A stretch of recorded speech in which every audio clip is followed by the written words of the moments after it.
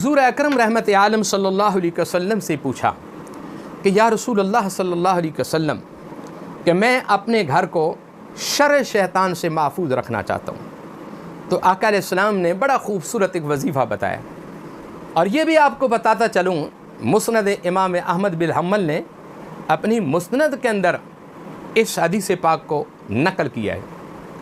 آقا علیہ السلام نے فرمایا کہ تم ان کلماتوں کو ہر نماز کے بعد پڑھ سکتے ہو 1 مرتبہ، ایسا نہیں تو صبح پڑھ سکتے ہو، ایسا نہیں تو شام کو پڑھ سکتے ہو.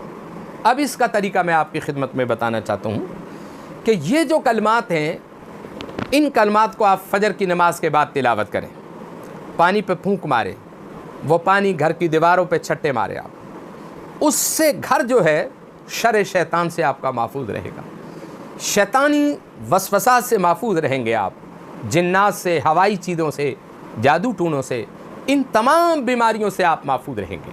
اور اگر آپ پڑھ نہیں سکتے تو میں جو پڑھ رہا ہوں، آپ میرا پڑھا ہوا جو ہے اسے کم و بیش 11 مرتبہ صبح اپنے گھر میں سن لیا کرو اور 11 مرتبہ شام کو سن لیا کرو.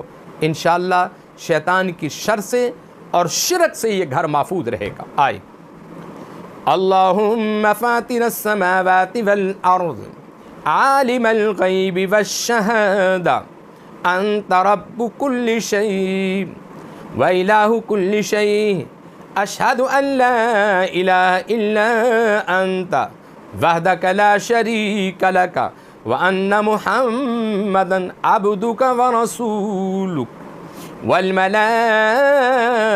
یشہدون اعوذ بک من الشیطان وشرکہ واعوذ بک من اقترف علی نفسی اسما او اجرہ علی مسلم.